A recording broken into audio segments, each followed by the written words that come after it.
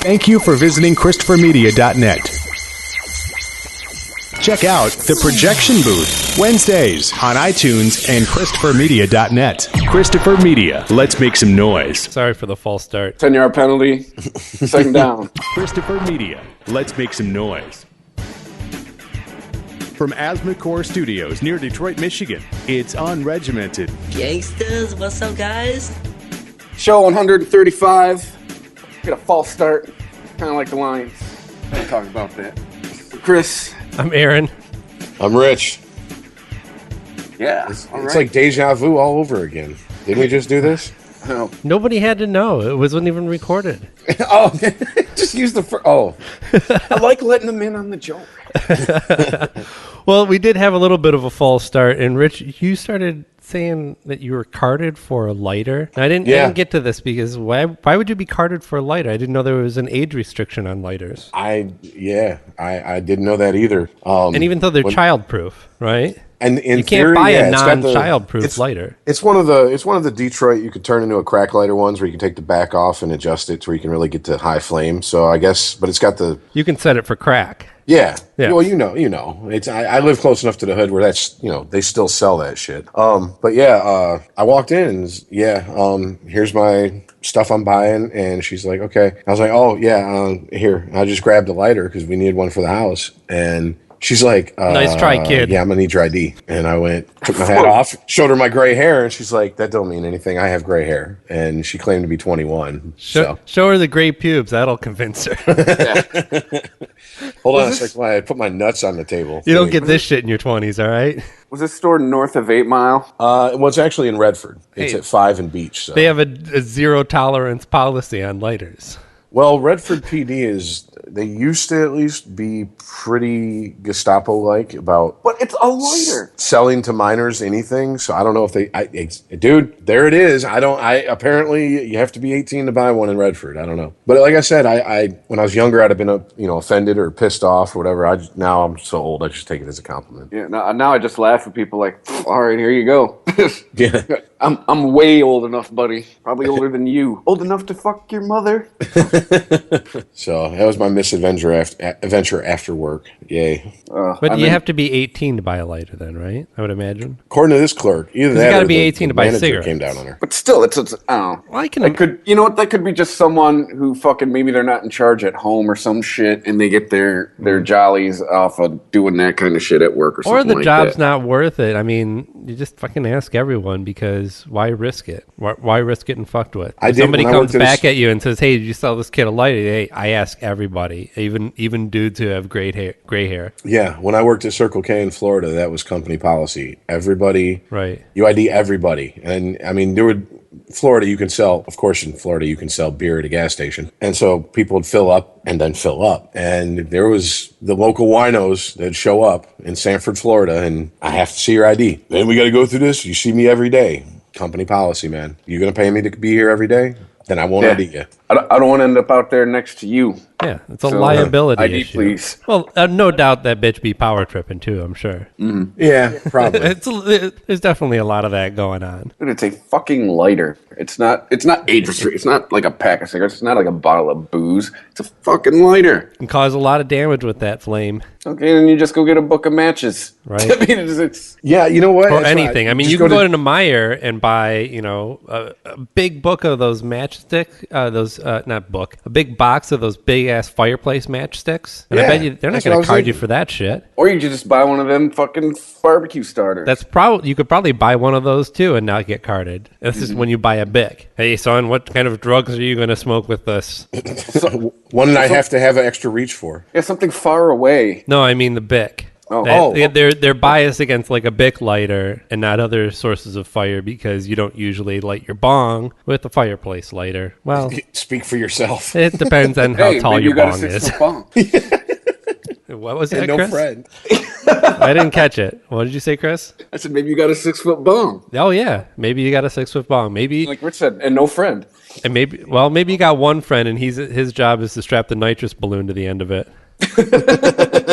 Oh, speaking of, have you guys seen this invention where it's a beer bong / weed bong built into one? Yeah. Sounds like the best invention ever. I have not. I saw that and I was like, if that was around when I was a kid, I'd be dead now. That's something. Like you guys seen Beer Fest, right? Yeah. Or that's two of the strikeouts in one.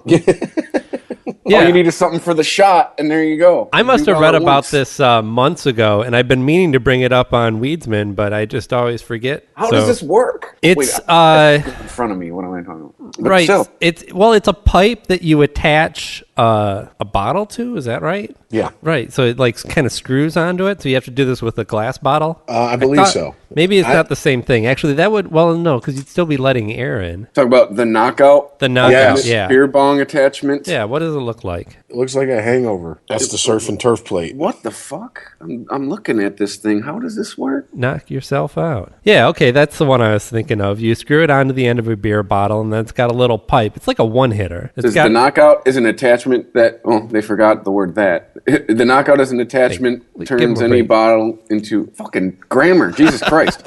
The knockout is an attachment which turns any bottle into a beer shotgun, water pipe, gravity pipe, and a beer gravity pipe. I don't need to bong my beer, though. I mean, my first question is, where's the weed? Like, No, it's okay. See that little pipe coming off of there? Mm-hmm. That's imagine you had a little bent one hitter that you stuck in the end of that. So you're just so the weed's in that little metal thing? Yeah. So you're hitting that and taking in the beer at the same time. Yeah, you drink the beer and then you exhale the shot. Right. Or or actually, you can't do it at the same time. You'd just be inhaling beer into your lungs. Like, we there's used a to do that process anyways. to it. We used to take a steamroller, hit that, chug a shotgun of beer, and then exhale the hit. Mm-hmm. Right. It was a little bit more, logistics heavy. I prefer hitting the bowl and then taking a hit of beer to soothe the throat a little bit, especially if you get one of those raw hits. And you know what? The first thing I think about seeing this is, and cancer still exists. Working small to big. Where someone spent time, money, energy on this. Well, it's such a not worry simple about that device. pesky cancer thing. This almost seems like something that somebody figured out how to jerry-rig in some frat somewhere. It's like some frat boy's invention. Right, and then they eventually learned how to market it, or somebody stole the idea. His dad owned a dealership, so he borrowed some money. So he'll be working for Apple soon. Thank you for listening, liking, and sharing Unregimented on Facebook and following Unregimented on Twitter at UnregimentedPod. If you like Unregimented, please tell a friend to visit ChristopherMedia.net. You can subscribe to Unregimented on iTunes for free just by clicking through the iTunes banner at ChristopherMedia.net. You can also show your support for Unregimented when you buy something on iTunes just by clicking through the iTunes banner at ChristopherMedia.net. It won't cost you anything extra, and it shows your support for Unregimented. While you're on iTunes, please remember to write a review and rate Unregimented 5 stars. Just click on the iTunes banner at ChristopherMedia.net. Android users can listen to Unregimented for free at ChristopherMedia.net by clicking on the Stitcher radio player on our homepage. You can also listen to Unregimented for free at TuneIn.com or by downloading their free TuneIn radio app. Don't forget, you can always listen to Unregimented for free across any platform just by going to ChristopherMedia.net. Make sure to check out all of the podcasts on ChristopherMedia.net. Mondays and Fridays, you have Unregimented. Reach us at UnregimentedPod on Twitter. Tuesdays and Fridays, you have the Weedsman Podcast. Find those guys at the Weedsman420 on Twitter. Wednesday, you have the Projection Booth, projection-booth.com, or at ProBoothCast on Twitter. Saturday, you have the Captain's Table at Captain's Podcast on Twitter. You can also check out one of our new shows, well, new to us. It's the Ugly Club Podcast. It's another movie podcast, but these guys go with more of a theme each week rather than just one movie. You could check them out at Ugly Club Podcast on Twitter or uglyclubpodcast.com. If you like Unregimented and want to show your support for Unregimented, you can donate to Christopher Media by clicking through the PayPal button at ChristopherMedia.net. If you use Amazon.com, please click through the Amazon banner at ChristopherMedia.net and bookmark the link. It won't cost you anything extra, and when you buy something, you will show your support for Unregimented. If you're looking to launch your own website, please click through the HostGator banner at ChristopherMedia.net. That's who we use to host Unregimented. When you sign up for HostGator by clicking through the banner at ChristopherMedia.net, you are helping to support Unregimented. You guys check out the Democratic debate in Nevada yesterday as of recording this? Only in like soundbite form throughout the day today, but... I didn't watch it either, I confess. I ain't got time for that. Tuesday night's a pretty heavy schedule now that you've got S.H.I.E.L.D., Flash, and iZombie, all landing on the same night. So I was like, man, forget the future of the free world. What's going on in the Marvel universe? It's not like I'm not going to be able to read 27 stories about it on CNN alone the next day and see all the video clips and watch the whole thing on YouTube if I wanted to. In addition to watching Rand Paul on YouTube for 24 hours if I wanted to. I don't know how many people actually watch Rand Paul. I don't know how many people is him just staring at you? Hey, how's it going? Yeah, I don't know how many people took him up on that offer. But let's get back to the debates real quick first then. So some of the bigger things, I don't know if this was just CNN's bias or it was the general consensus. Probably the former. But it seems like Hillary has overcome her slumping poll numbers and the association with being a liar that's haunted her the past couple of months. Color me astonished, but not really. I watched. Her last name's Clinton. That's all I gotta say. In the clips that I watched, she was certainly very capable in the debate, and nothing shocking. It was nothing that we hadn't seen from Hillary before. I think it's just because we haven't seen her in debate form in a number of years that maybe everybody forgot. She's going to ride that last name all the way to the ballot next November, guaranteed. Well, she certainly brought up her gender twice in separate occasions, pointing out the fact that if she was elected, she would indeed be the first woman president, which it seems ridiculous to mention. I don't remember Obama going up there and being like, hey, and if first you vote black for president. me, Throws a mic down. Yeah, black president, huh? Be on the right side of history over here. He was just posing himself as a worthy candidate, and not and it's kind of like I don't want to call it a gimmick because it seems insulting to her gender, but it is. She's almost pushing the novelty, shall we say? Well, yeah, she's going to do what basically the media did. She's going to do for herself what the media did for Obama in 2008. Like, the media was the one pushing Obama's blackness more than he was. That's true. Maybe that's part of why she said it is because she's kind of sitting there going, hey, wait, what the fuck? Everybody in the newspapers was talking about how it's going to be history making if this man gets into the White House. And now all anybody can talk about me on the verge of possibly becoming the first woman president is these ridiculous emails and whatever the fuck happened in Benghazi. So maybe it was just a kind of a bitter way of reminding everyone, hey, what the fuck are we really talking about here? Let's all make history together, huh? Which I still don't agree with as a platform for being elected president. But also, too, she's got another thing that she's kind of battling against that Barry did not, is the shadow of her husband. She's going to have She doesn't have the shadow of her husband. I think the way she came out of that whole scandal gleaming, and I think, if anything, the sympathy of people, especially women voters, are still on her side because of that. They want to vote for her because this is a strong woman who, made a choice to stand by her man. And not that I agree with that narrative, but... Well, another thing you could say, too, is none of her opposition capitalized on it. Nobody struck while the iron was hot, so to speak. What, like, nobody said, you want a woman with her finger on the button, and she has a period? Yeah. Every 30 days? It's not logical. You want someone who's going to be president only 3 weeks a month? Well, they did come after a little bit, not a little bit, on quite a bit actually, on her vote on the Iraq War, which has been one of the things that's kind of haunted her, and one of numerous issues that people can kind of point to as her being a flip-flopper. The other big one being gay marriage that nobody likes to talk about. Everyone wants to pretend like she was in on it from the start. Who gives a fuck? It's legal now. Who gives a shit? Like, right. But do you want to, that's not the way a leader acts, is it? We don't want somebody blowing with the wind, just, whatever they think popular opinion is, they're going to go that way. Yeah, but how... Don't they all do that? To a certain extent, but Clinton was, Slick Willie there was criticized profusely for doing that, for letting the polls dictate his policy a lot of times. Yeah, guys like Bush didn't give a fuck. Yeah, but if you ask anybody under 30, they'll tell you he was the greatest president of the last fucking 50 years. So, did it really affect him? Because he was playing to the people. He was playing to the crowd. He was giving them what they want. You could argue it affected him in not an adverse manner, in a better manner, It's one of those criticisms that it can be valid, but I think it was just a blanket criticism of him a lot of times that people would throw at him.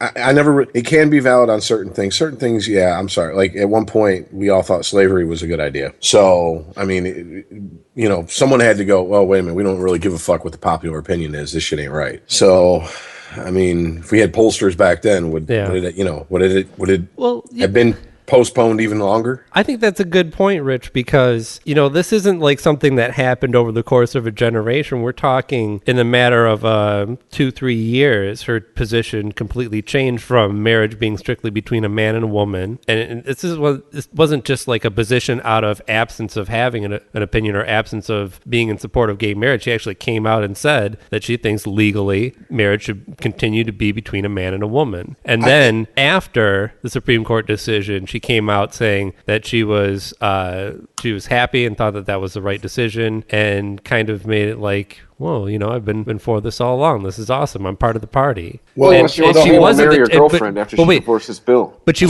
wasn't the type of leader that would actually be willing to stick her neck out for an issue that she thought was important when it came to something like human rights like this. Well, so that. I've kind of reversed my position on it. Well, not kind of. Not as drastically as her. I mean, I find myself the old saying: the younger if you're young and you're not a liberal, you have no heart, and when you get older, if you're not a conservative, you have no brain. I forget who said that. I'm the opposite of that. Like the older I get, the more liberal I get, because I'm like, does it affect me? Then I don't give a fuck. Do what you want. This world, for the most part, is it's like war. It's long periods of boredom punctuated with sheer terror. Right. So if you can get some enjoyment and some happiness in your little corner of the world, fucking go for it, man. Yeah, no, the idea of being more conservative, getting more conservative as you grow older, I think that is really a generational thing. And I think our generation is more seeing the backlash from that, where we see the ridiculous mindset of the previous generation and go, well, I used to believe that because my dad would go, oh, these faggots on TV, this nigger dancing around on TV, or my grandpa would say something like that, and you just go along with it because you're fucking 10 and that's all you know. And then you get older and you start realizing that you can distance yourself from those core beliefs that you grew up with and have a wider perspective of the world, and you start going, who gives a fuck, really? At the end of the day, what does all of this mean? It's nothing. Why are you sticking your nose into somebody else's business? Or why do you care what color their skin is or where they're from? So, yeah, we're almost experiencing the opposite of what previous generations have experienced, which is becoming more conservative when they get older. We're becoming more liberal as we get older. What I find super ironic about your statement, Rich, is that, like, hey, whatever floats your boat, as long as it doesn't affect me, used to be like a core conservative principle. Now, not so much. Well, okay, there's another point that Hillary Clinton had mentioned actually in the debate. Let me find, because she kind of calls out conservatives in here on the issue of Planned Parenthood, which, we've kind of talked some about the harvesting of organs and the way that the conservatives have used that to try and defund Planned Parenthood, which they only consider to be based around abortion. I think it's like, 5% of what they do, or maybe it's as much as 10%. But when the issue came up of Planned Parenthood, they don't mind having big government to interfere with a woman's right to choose and to try and take down Planned Parenthood. Exactly. They're fine with big government when it comes to that. I'm sick of it. We should not be paralyzed by the Republicans and their constant refrain, big government this, big government that, except for what they want to impose on the American people. I know we can afford paid leave because we're going to make the wealthy pay for it, which is, paid leave is kind of a big issue, it seems. Well, the idea that you can get paid family leave, and that I guess this is going to be in some way government subsidized because she says the rich are going to pay for it. Look at the difference between an Eisenhower type Republican president and then their Lord and Savior on the right, Ronald Reagan. Look at the difference. I mean, he was a big government president. I mean, that's all there is to it. People rewrite history to where, he didn't support this, he didn't support that. Yes, he did. I mean, he was known as a union killer, and he used the government to do so. Mm-hmm. I mean, that is one of the things that so many people on the right hang their hats on, that, it got rid of unions and blah, blah, blah, and it weakened them. Well, how do you think he did that? Big government was nothing but a talking point that they stole from the libertarians. They said, "Oh, this idea is catching on. This has traction. Let's incorporate that into our language, but not have it reflect our policies in any way." Yeah, I mean, to me, it's the whole big government thing. Look, it's here to stay, and no matter what the government's going to have, it's in some capacity, it's fucking fingers in your pie. So right, that's what's interesting about Bernie Sanders, because, well, obviously, being liberal, he's not going to talk about big government, but he's not going to necessarily deny it either. And instead, he offered to explain how democratic socialism works in America. Because whether people want to accept that or not, that is what we have on our hands here. We have a democratic socialist society. It's not completely socialism, but there's certainly enough elements of it in there. And I think a lot of people who hear the word socialism and either have a knee-jerk reaction to it as, well, I was taught this was bad, or they're just, mom, God, apple pie, Merica. It will never be socialist. Well, I don't think it a lot of their heroes on both sides, they don't realize were democratic socialists. I mean, Orwell was a democratic socialist, and both sides use him to point to the other side and say, look what they're doing. It's just like Orwell. So it really is ignorance in this country is what that boils down to, in my opinion. Ignorance of what that term actually means. Mm-hmm. I don't think he's doing himself any favors, though, by using Denmark as an example. I mean, even Hillary pointed out, we're in America. I don't know if she said it like that because I didn't watch the actual footage, but I pictured her saying, damn it, we're in America. We're not talking about Denmark. They took our jibs. Yeah. But also, the biggest thing is, ironically, which must be frustrating to Bernie Sanders, the biggest thing that everyone was talking about is how he kind of came to the defense of Clinton when it came to the email scandal. And really, it was just an offhand comment. He wasn't going on a rant about it. He said, let's see, people are sick and tired of your damn emails, he said to Clinton. Did you say to her or about her? Because the clip I saw pretty much seemed like he was addressing, he's like, look, I know that I don't have a dog in this fight, but can we get to the bigger problems here than someone's emails? Right. Yeah, thank you. That's the context in which he phrased it. Yeah, he said there's real issues to talk about here, and people are sick and tired of your damn emails. And he did. He said it both about her and to her, I think. She definitely responded. Well, I mean, it's just, you know how it is, man. Anything they can grasp at to throw on during election periods, they're going to do it. And I mean, they tried to get this Benghazi thing to stick. It really didn't. It kind of all blew up in their faces when they tried to elect a new House whip, didn't it? What was I can't even remember his name because I didn't know who the fuck he was before, and now he's out of the race to the House Majority Leader. Guy that was going to but cause he was so much like, division. what have you actually done to prove your leadership? And he's like, well, I helped start the committee to find out what happened in Benghazi, and now Hillary's numbers are dropping in the polls as a result. And everybody just kind of went, whoa, wait a minute, you just said it. We weren't supposed to talk about it. The whole reason for Benghazi was to find out the truth, not to try and bring down a politician. You just spoke the truth, and then he was stricken from the list of acceptable House Majority Leaders. I know it's like in a relationship when you say one thing and mean another. No, and then you admit, you're like, oh fuck, I just screwed up. Yeah, he got booted for that rather quickly. You guys been following the Speaker of the House thing? Like, nobody wants it. Right. Well, that's what happened since. Ever since he stuck that one guy, I should look up his name, but he stuck his foot in his mouth. Now everyone's like, because it's a thankless job. It's like a giant game of Smear the Queer, man. No one really wants the ball. We got to find someone who wants the ball, wants to be tackled by 40 different guys at once. Right. It's kind of like working your way up in a corporation and then heading up HR. You're not going anywhere from there, right? You reach a decent position, but you're never going to be the boss from there. You're not getting promoted. You're going to be. This is a thankless job where you're going to be blamed for every piece of legislation that doesn't get passed. How many people have gone on from House Majority Leader to President? There we go. We just need crickets right now. Right there. I rest my case. I just had flashbacks when I was in a band and we'd finish a song. Chirp. Well, chirp. Back to the debate a little bit, though, because, well, we can't even call this a debate, can we? And they never really have been. I mean, you look at Chris and I talked last week about Harvard debating what prison did they debate? The prisoners won. That was like a real actual debate. Now I know it doesn't make sense to have that type of debate for when we're talking about presidential candidates, but do we have to come up with a different word for this? This is really just a long form interview where they're able to address each other. Yeah, right? They actually debate any issues. And then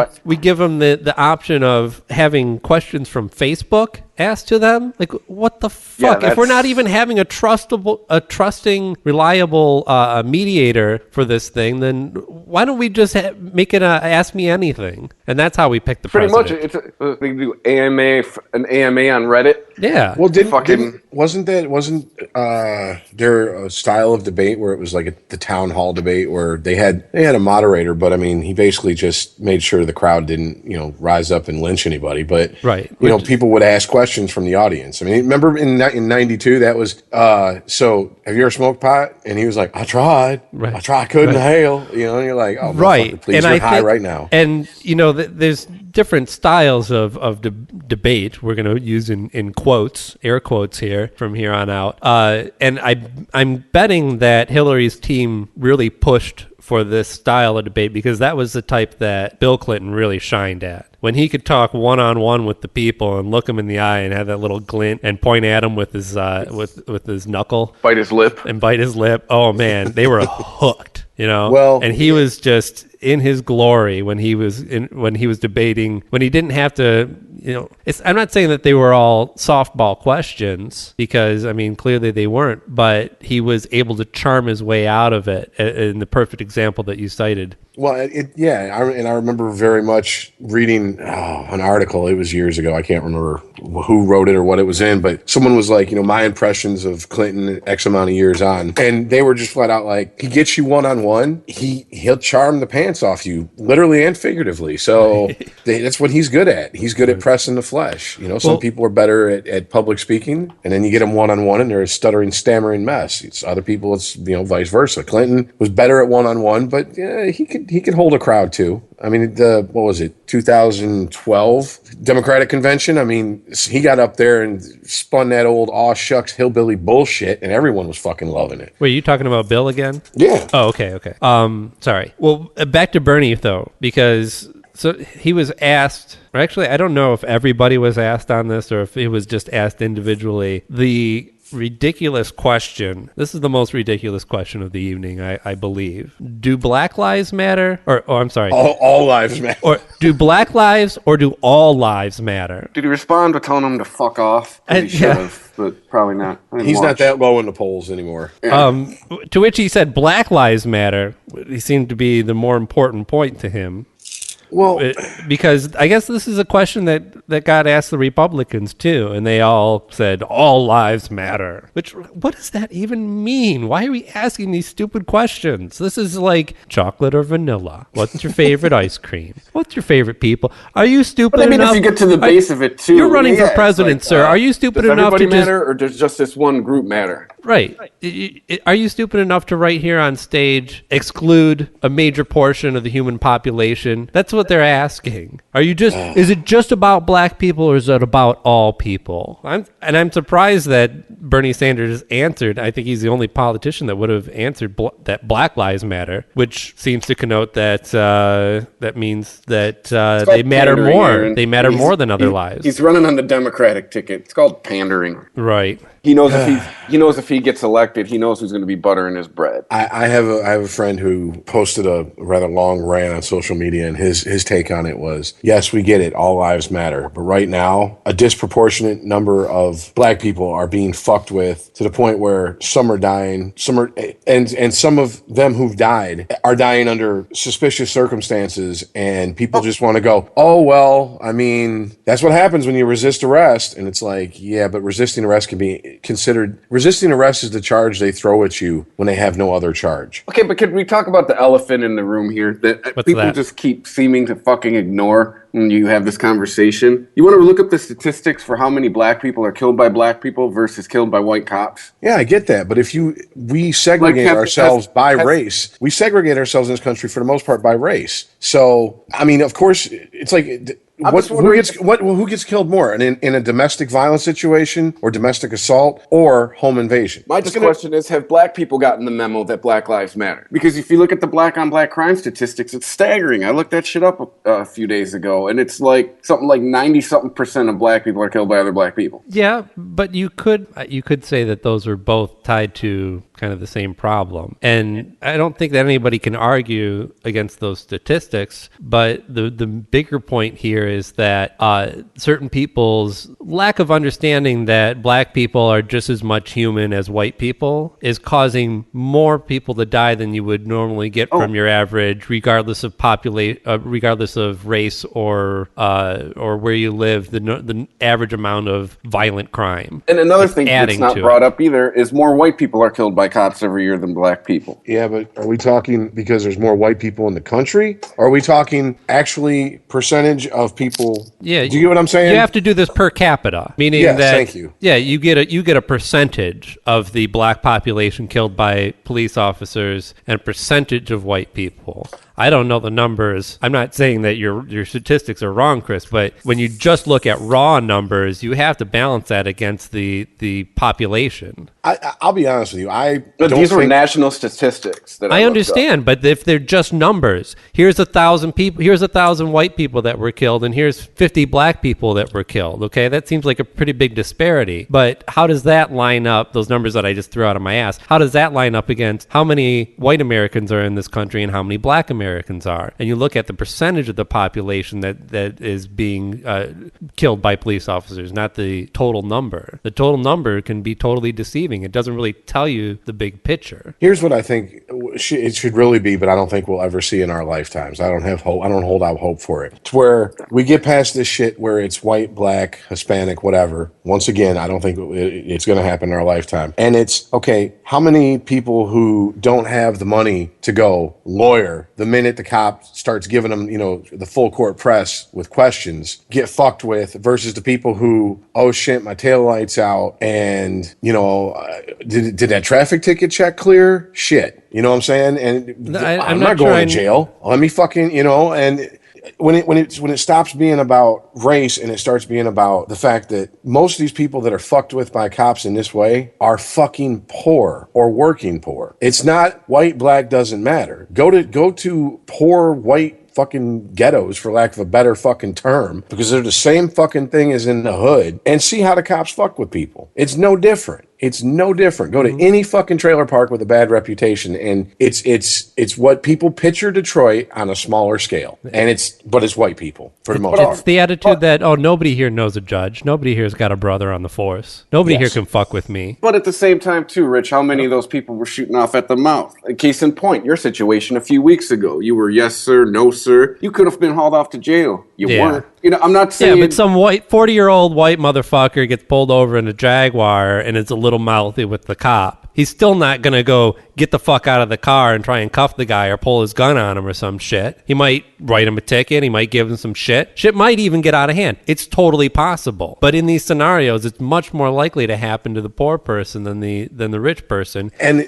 because of the unfair, because of the fact that we do tend to push a lot of our minorities into the poor places to live, then it is going to happen disproportionately to them. And why this is where I think the heart of the matter lies. It's because I believe a lot of people, not just police officers, just people in general, will see someone who's affluent and go, that person has a lot to lose. That person's going to play it safe. And they're going to approach that person with that in mind. Whereas they see someone who's poor and they go, that person's got nothing to lose. This person's more dangerous just because of that. They can also, I think it's about being able to put themselves in the place. What was I saying? Oh, it's also the idea of, the well-off white person that fucks up. The cop is able to put themselves more in their shoes and say, like if I got fucking blotto at the bar and you wrecked my car, I'd hope somebody would look out for me. When it's, some poor guy that he is either he can't relate to because he's a different socioeconomic status or he's a different skin color, he can just say, fuck, this guy's a loser.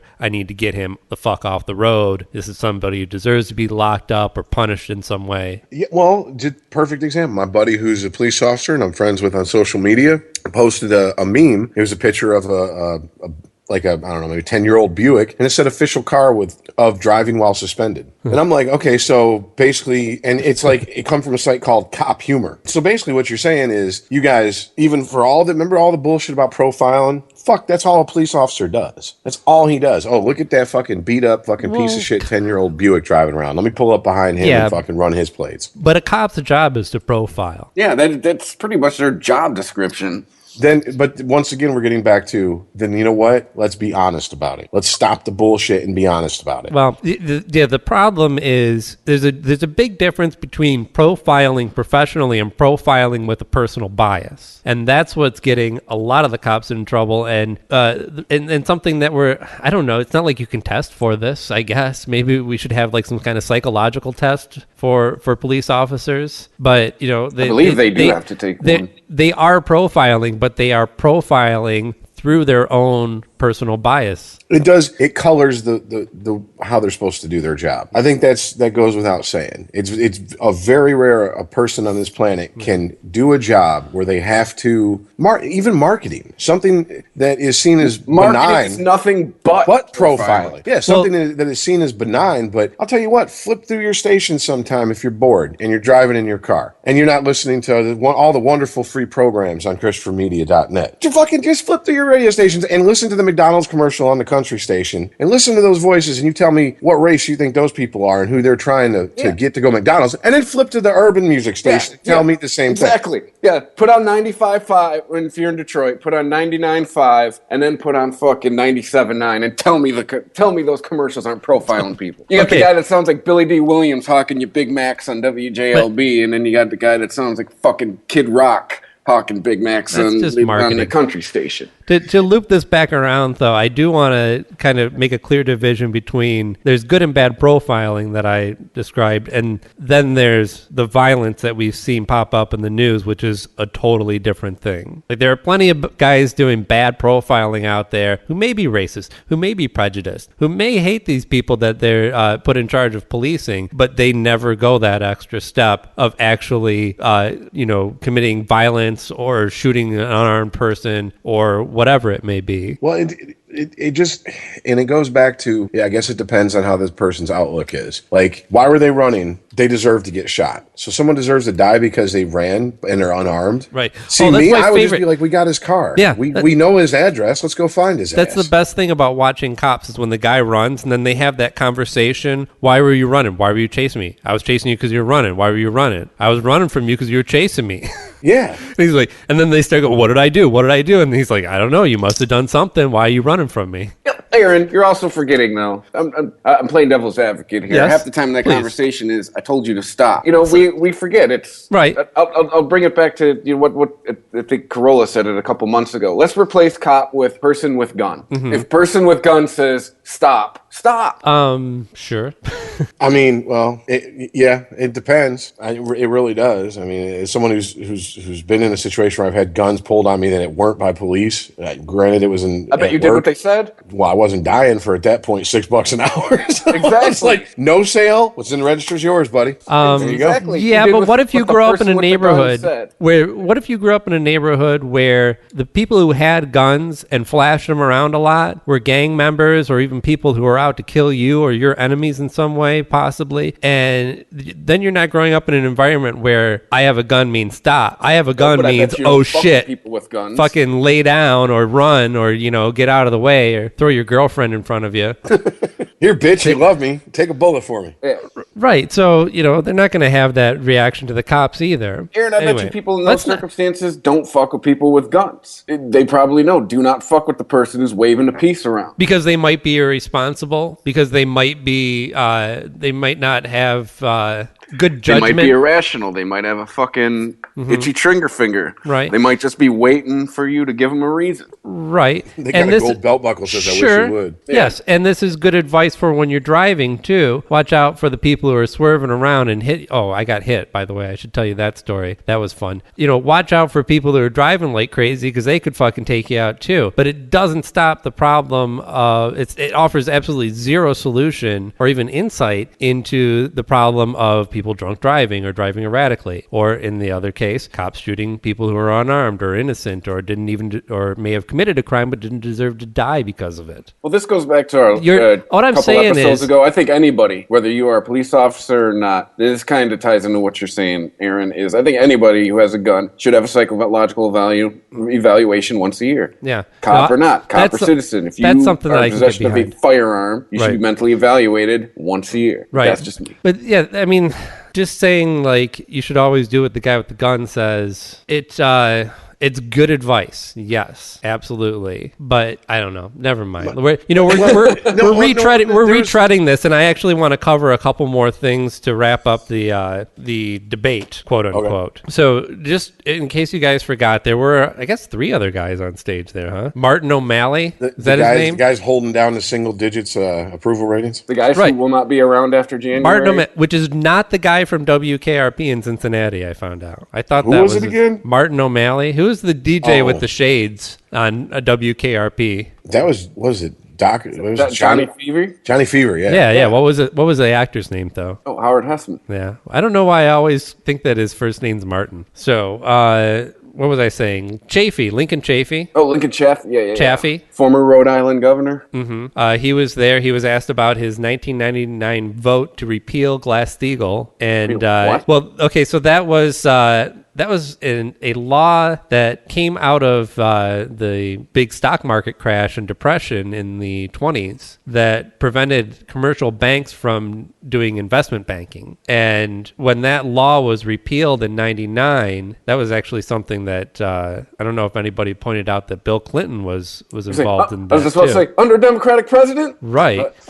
This basically removed that regulation from the commercial banks and allowed them to be a little bit more venturous with their funds and do things like completely fuck up the real estate real estate. I almost said real estate industry. What am I trying to say here? Banking? No, buying houses. I mean real estate. That's real estate, sir. No, but mortgage? No. The housing bubble. That's the term that I was trying to come up with. Aren't the Democrats always supposed to be on our side? So, so Glass-Steagall basically caused the housing bubble that caused the recent recession, I guess we called it. But okay, so he defends his vote on Glass-Steagall by saying that he was a rookie in office, and it's my first day. Yeah, I have no idea what I'm doing. Which really? I love that excuse. I think later on he said that his dog ate his homework or something. That's why he couldn't vote on another issue. I know. He just said to sign this paper, and I did. And that's the defense you use when you grew up poor, and all of a sudden you hit the lottery, and they catch you with like hookers and blow, and you're like, "Oh, I've never had money. I didn't know what I was doing." What was the other guy? All of a sudden I have credit. What is that? Who are we missing? Webb. What's his name? James Webb?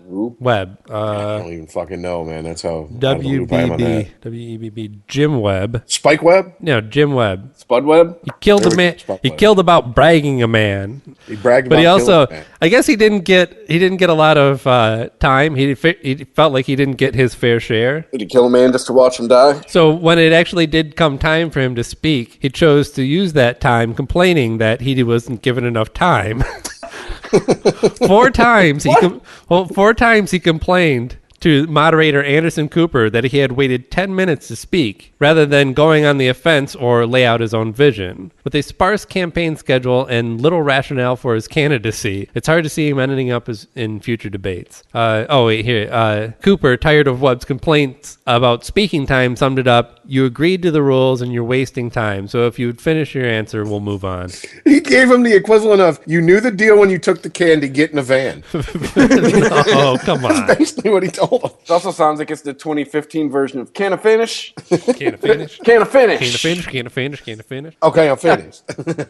Oh, Jesus. Well, I don't know, man. This is going to be an interesting election cycle. That's all I got to say. Yeah. They're just going to start playing circus music before the debates now. They're going to come out to Benny Hill. Well, everybody realizing how great Hillary was again kind of It's bummer news for Biden because he's kind of, I think, just going to slink back into the shadows again. Oh, Joe, he's been fucking above his fucking paycheck for a while with this vice presidency shit. Seriously, he rode Obama's coattails. He had about 2 weeks of like, hey, I could actually do this. I didn't think this guy would get elected. I've been vice president for 8 years. I've been waiting for him to get assassinated. This is just not how fucking it was supposed to play out. Last weekend, he snuck into the Oval Office while Barry was out and kind of sat in the chair a little bit and smiled. Black people do have bigger asses. I'm sinking in deep. Then last night he just cried. Why you always got to go there? Biden's tight waspy ass in the fucking president's chair. God. Oh, man. Well, in an effort to seem relevant, Rand Paul live streamed his whole day campaigning on YouTube. Now, I don't know why anybody would want to watch that. But the only thing I can come up with is because he's trying to go after all the youth that are interested in Bernie Sanders. He's trying to maybe try to cut into them. It's a Hail Mary, I think. Like, what else? What has he got to lose? Which I don't see why you'd want He's going to go from 3 to 2 percentage points, I mean? I don't see why you want a group of people who historically don't vote on your side anyways. Like, that's just the one thing I see it's gonna sink Bernie Sanders. Congratulations, you have a whole group of people on board who don't vote. Oh man, he made the mistake of Googling himself too. When he Googled Rand Paul, Google prompted if he wanted to search for, is Rand Paul running for president? Oh. His response to Google was, I wouldn't be doing this dumbass live streaming if I weren't. Yes, I'm still running for president. Get over it. Don't worry, we've already gotten over it there. Yeah, we're over it.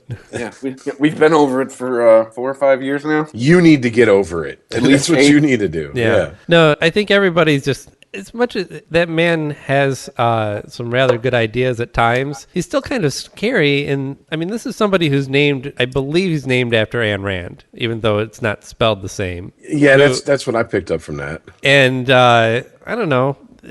Those who enjoy and agree with the politics of Ayn Rand don't tend to be for the little man, and don't tend to be very socialist either. Okay, so hold on a sec. Did we have a consensus that it's Ayn Rand, not Ayn Rand, or any of the other pronunciations? Yeah, I thought it was Ayn Rand. Ayn. Just wondering. I think Ayn, but I don't know. Did I say Ann? Because I probably did. Or I probably just went Ann.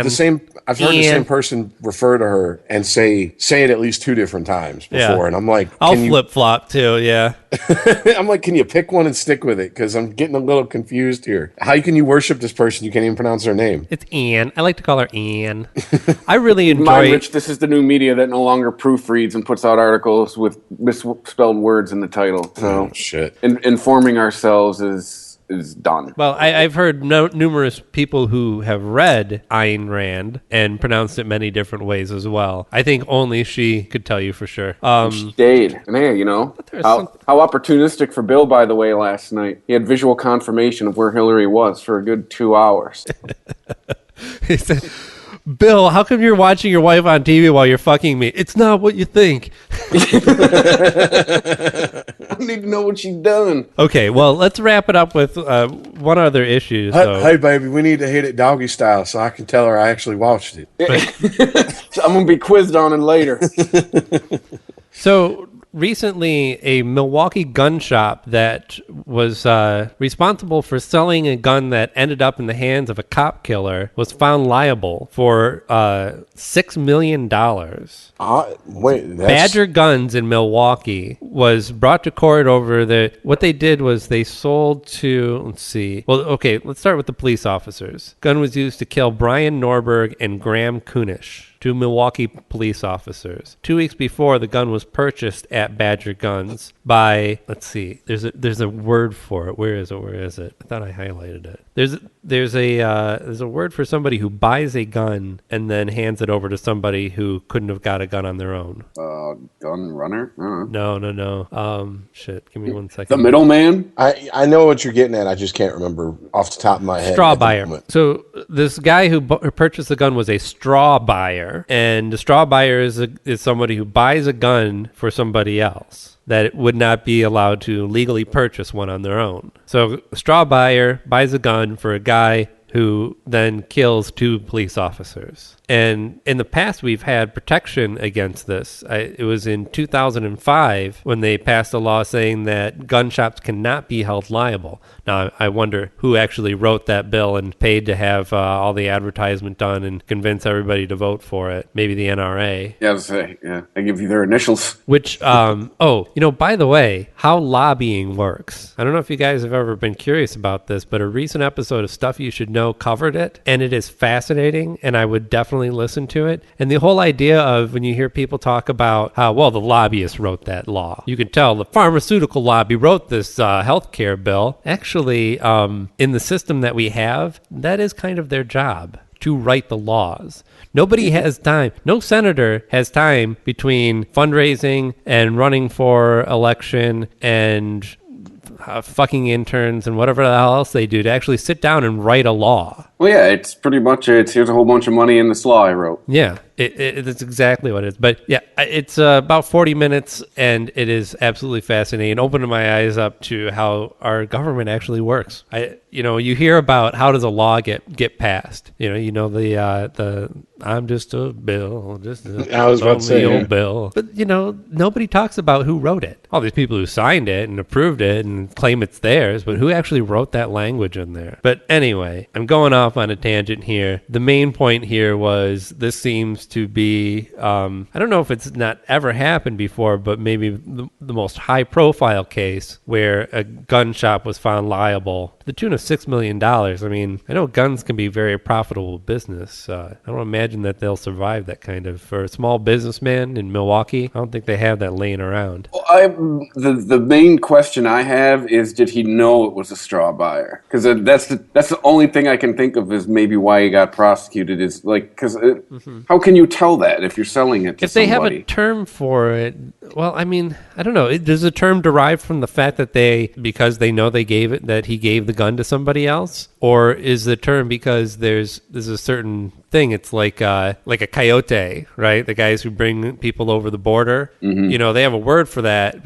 He's not just, how do you know that he was a Mexican guy like the rest of them? He was just along for the ride. But, because of repeated behavior and, I don't know, certain ways of profiling probably as well. The only thing I could think of is this guy had to know what he was doing for his shop for him to be found liable. Well, I think he knew what he was doing insofar as he was giving a gun to somebody who would have not been approved a gun on their own. No, that's like I'm saying, I think the gun store knew that they were selling this gun to this person to be passed off to somebody else. Mm-hmm. Right, but look at current laws when it comes to, there's very little protection of bartenders and bars in situations where they overserve and accidents are created because we have laws that hold them responsible, even though they don't know that somebody's going to go out and kill somebody. But in some way, they are doing something irresponsible. There's no middleman. Like, that's the thing with this straw buyer thing. There was, the only thing I can think of is, like I said, is he had to know what he was doing. Mm-hmm. Because I can see my defense on it was going to be the whole bartender thing. But if there's a person in the middle, right. I mean, that's like I do see serving your point. Somebody a beer and then they gave it to somebody else. Okay, but I thought there was a federal law that if you sell a gun and you have a straw buyer, that straw buyer obviously does what he does, and someone is injured or killed with that gun, that's a federal crime. I thought that was the law on the books. Or am I missing something and that's just like a gun show law, or is there a loophole? I mean, because the fact that this is a tort suit doesn't even fucking matter in my mind. That this dude should be sitting in fucking jail. If I remember correctly, it was a law, the 2005 law, the Commerce in Arms Act, or I'm sorry, Protection of Lawful Commerce in Arms Act, that shielded gun shops, has since been, I believe it expired. I don't think it was actually repealed. I think it had an expiration date on it as a... Like the assault weapons ban did, and Bush didn't... right. Yeah, re-up it. Right, so that expired, and that actually gave the jury the leeway to say, well, we can, or actually not even the jury, they wouldn't even be able to be prosecuted if the 2005 law was still in place. They wouldn't even be able to bring them to trial. I mean, technically, he's an accessory to a murder, isn't he? If you really want to break it down. Who is? The gun straw shop buyer? owner. Well, okay, but to follow that's if he knowingly sold it to the guy, knowing the guy was let's talk about to somebody. our analogy of the bar, right? And in your clarification of it, which actually makes a lot of sense to me, this isn't so much the guy getting drunk at the bar. This is the guy going to buy beer at the convenience store for teenagers that then get drunk and go crash their car and kill somebody, and then coming back to the convenience store owner who sold it to somebody with a legal ID, right? It was the guy who gave the alcohol to the kids, or in this case, the straw buyer who bought the weapon to give it to the person who couldn't get approved on their own, that should ultimately be responsible. But my whole thing is, now, if the liquor store knew that this guy was buying it for the teens, then there you go. You were open for process. That's my whole thing. But, this guy knew what he was doing, like, you got what he was coming to him. But if he didn't, I think that's kind of bullshit, and it should be on the guy who gave the person the gun. But let's go full circle, come all the way back around to the beginning of the episode when we were talking about the lighter, right? And they have the reason that Rich got asked if he was old enough or asked if he had ID on him so he could purchase a lighter, even though it seems like a ridiculous question, is because it's going to cost somebody money, right? And when money's involved, the behavior follows pretty quickly after. When you're going to get in trouble as a store manager because you had to pay thousands of dollars in fines because your dumbass cashier sold cigarettes to somebody that was a minor and didn't even ask, and you're not asking by policy, then you're going to get your ass fired, and they're going to get somebody else in there that makes sure that gets done. And this is kind of the same situation. We know that money solves these problems. If we think that we're not being tight enough on regulation on guns who are getting in the hands of people who are using them that shouldn't be, then money is a great way to solve this problem. This $6 million price tag that they have to pay now because they sold this gun to somebody who then used it irresponsibly, I'm saying not killed somebody but gave it to somebody who did, then that's going to drastically affect the behavior of many other people selling guns, both as a business and privately. And I'm just saying, if you want gun control, throw money at it or take it from the people who are getting the guns out there. That's a better that combined with the test that we were talking about, Chris. I think that's your idea for handling gun control in this nation. Why do you hate freedom, Aaron? There's something I've learned. For our guns. They're going to close down the gun shops. Something I've learned in the last couple of weeks is that there are so many people out there who have so many misconceptions about gun ownership. Yeah, that's true. Like what is and isn't legal. Like, I just had a conversation today with a coworker, and he goes, well, they banned assault weapons in the 90s. I said, yeah, and it expired, and it wasn't re-upped. And on top of that, they banned the sale of newly made assault weapons. Every assault weapon that was out there was grandfathered in. I bought a 9mm with a 15-shot clip. That you could do that. You just couldn't buy a brand new one in the States. And he was like, oh, I didn't know that. And I'm like, you're 27. Of course you didn't know that. Why were you wanting an assault rifle at that age anyway, fucking Dylan Klebold? So, yeah. It's like... Well, but the reason that, like, as far as... okay, sorry, let me start that sentence over again a little clearer. When it comes to this issue in the public opinion, and the reason nothing's going to be done about it politically, and the reason the NRA has so much weight is because the people who are on their side, these are people who have loved guns since they first held one in their hand, versus the people who have never even thought about guns until one's pointed in their face. So, yeah, I mean, of course there's going to be ignorance about what the actual laws are. And it's always going to be, until for those few people in this country who actually have to come face to face with it, either die or lose a loved one to gun violence that may have been prevented with stricter laws. The vast majority of people aren't ever going to have to deal with that on a personal level, and they're never going to have a dog in the fight when it comes to gun control. They can all wring their hands at home and say, isn't this horrible? These people are crazy. These other people are suffering. What does it mean? What does it all mean? What is this nation coming to? What are our politicians allowing to happen? What's happened to this great nation? And then they can go on. I heard a soundbite from the debate last night, and they were talking about gun control. And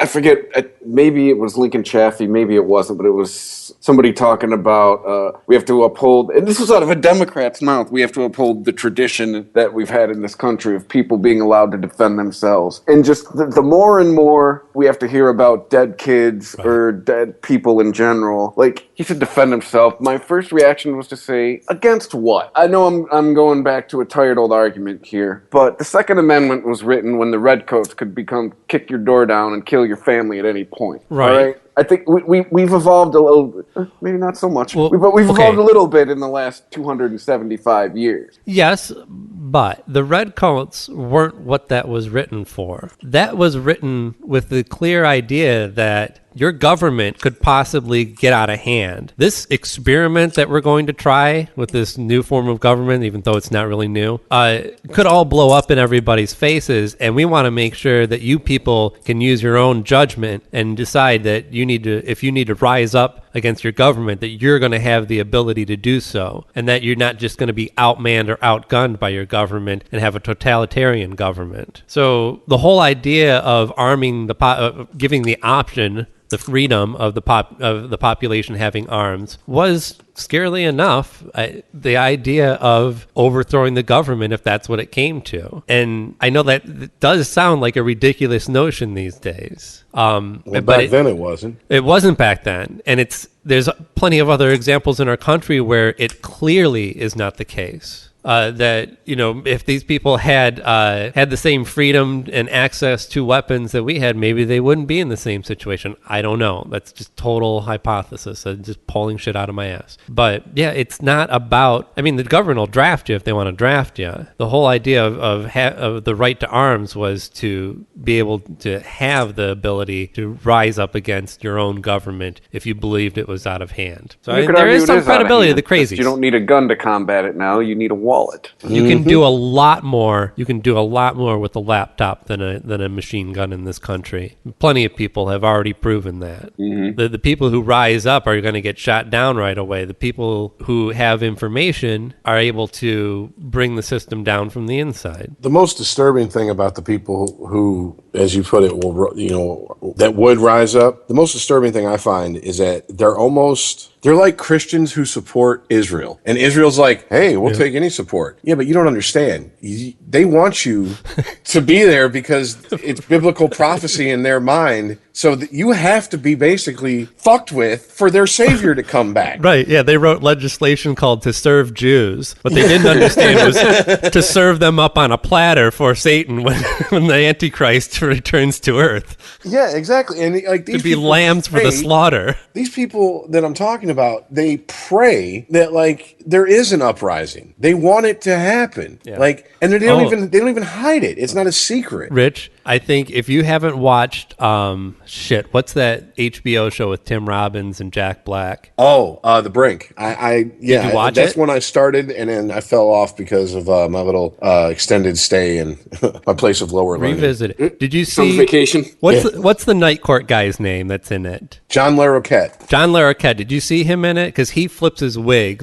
I know he early He's on. super Christian, isn't he? He's super Christian, but when shit starts going down for real, he starts stoking the fire. It is just fucking amazing. I got to the episode where he's on the phone and Jack Black gets on the phone and he's like, and I picked that up that was coming, but I never watched after that. Oh yeah, right after that there's 7 girls that need to be rescued because they were at school when all this shit went down, and Jack Black ends up bringing them into the embassy, and that is the magic number for John Larroquette's character. You presented me with 7 girls. This is a sign. This is the end times are coming. Well, yeah, and it's one of those things that if you believe in that type of thing, you can fit almost anything in there because you're reverse engineering logic to make it fit. If you believe that, definitely not virgins. If you believe that, I got a dinosaur saddle I can sell you. Hey, there's a bridge in Brooklyn here too that's for sale. I got some nice swampland in Florida. I think we need to wrap it up for this episode, gentlemen. Is that what the lakefront property you got in Arizona, Rich? One of my buddies, he moved out there and he's like, yep, when it finally happens and it all falls in the ocean, I'm going to be rich. I'm like, dude, you're betting on Lex Luthor and a Tool album. Stop. Seriously. Because when that Lex Luthor's playing in the first Superman movie. I don't remember. To blow up, to put the bombs on the fault line and California would fall in the ocean and all the desert property he bought would become beachfront. Dude, but if you know anything about science, that is, I know it's a Superman movie, but that is so fucking impossible. Well, it's possible it might happen on its own over the course of thousands of years. You gotta go miles down, the amount of force you would have to create. This isn't like digging a really huge pool. Yeah. I think that's how he imagined it. It's like digging a hole in your backyard, putting an M80 in it, and lighting it off, and thinking that's going to clear out the hole for the pool. Right. And not only would nasty ass California sink into the ocean, but all this sand would rise up and create all these beaches along the edge of Arizona as well. Jesus. Yeah. You're looking at this ragged cliff. Yeah. I don't know anybody who would want to live there outside of Lemony Snicket.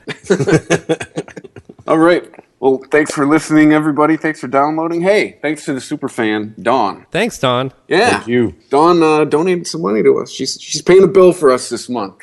It's all got to start somewhere, right, Every guys? little bit counts. It's all really appreciated. Thank you so much. So Yes. if you know Dawn and you see Dawn out, you owe her at least a drink, and you like the show. But if she drinks, buy her a drink anyway. And this is coming from the alcoholic, so there you go. But please make sure you tell people. It's how it works. There's no ad budget, people. There's no promotional budget. This is labor of love. We do this. We give you countless hours of free entertainment. So tell people, give us a rating on iTunes, give us 5 stars. Aaron keeps thinking you can create 6 star. Hey, by the way, Aaron. Yes. You said you give 2 3-star ratings, it adds up to a 6. What if you No. give 2 5-star ratings and you get 10 stars? That's right. 10 is more than 6. Rate us twice 5 stars. Yes, but Or- review us, tell people, follow us on Twitter at UnregimentedPod. We're on Facebook, we're on Instagram with our one picture. But hey, we're there, right? But thanks everybody for listening, and we'll see you on Monday. Yeah, tune in Monday when you can hear a story about a woman in New York City who tried to sue her 12-year-old nephew and failed. Oh, that'll be interesting. All right. Later. All right, Bye. later, guys. If you enjoy this show and want more people to know about it, head on over to iTunes, leave a comment, and rate it 5 stars. Make sure you like and share us on Facebook, and don't forget to follow us on Twitter. Just search for Christopher Media. Thank you in advance for supporting Christopher Media by clicking on the PayPal button and by clicking through to all the sponsors who support ChristopherMedia.net. Most importantly, we would like to take the time to extend an extra special thanks to you. Christopher Media could not exist without your support. Thank you for visiting ChristopherMedia.net, and thank you for listening. Christopher Media. Let's make some noise. Thank you for visiting ChristopherMedia.net.